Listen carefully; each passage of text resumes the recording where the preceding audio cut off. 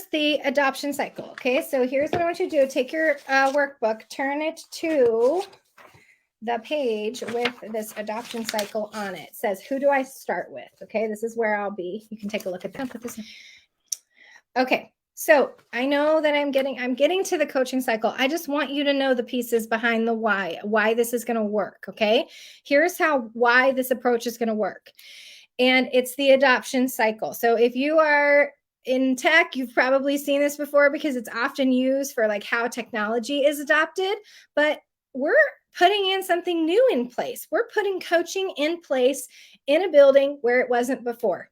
That means that there's adoption happening. So this same cycle is actually happening for you as you start this coaching program, or even if the coaching program has been going on for a little bit in your district, you know, maybe there hasn't been enough work put into explaining it and showing it to everyone.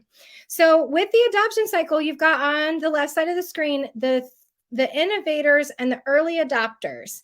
And it's, you know, roughly 17 to 20% of people are going to be in that chunk. All right. That's your innovators, early adopters.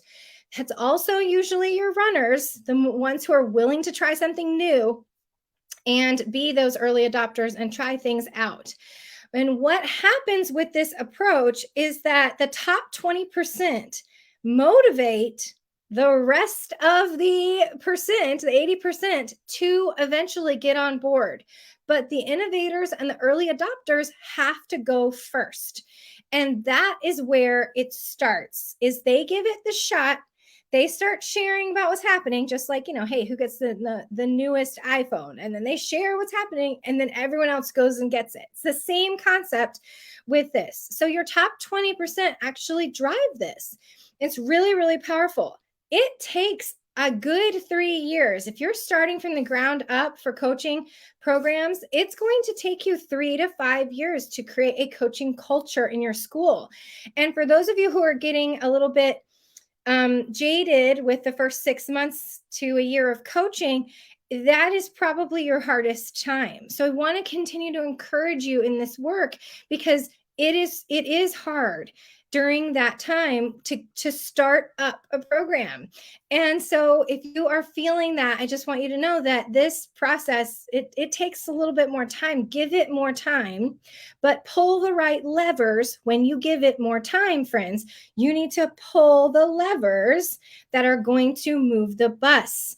And if you worry about the laggards on that side over there, that's not going to move the bus. If you want to move your coaching program forward, you've got to think about the innovators and the early adopters, because they'll bring on the early majority and the late majority, and those laggards, they may never come on.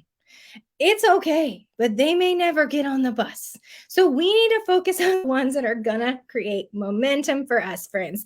So we've got to pull the right levers, because we want to make change happen. You came out of the classroom, stepped into coaching, said yes, and you didn't do it just because you wanted a new job, because that job is totally new and different.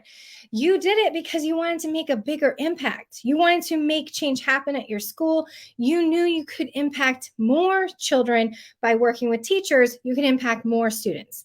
And so if you want to make change happen. Thanks, Casey. Make change happen. #. That's what we talk about here in the New to Coaching group. If you want to do that, you've got to pull the right levers. Okay, so this was a comment that came from our friend Heather the other day. I'm going to make it a little bigger so you can see it. And she's talking about working with runner teachers, which is what we're going to talk about tonight. She says, it has been such a pleasure and my most successful coaching cycle so far this year, working with a runner teacher. We are currently doing middle of the year assessments, and her students are killing the content that we worked on in our coaching cycle. She is so excited that she wants to do more. It also seems to be helping other teachers open up.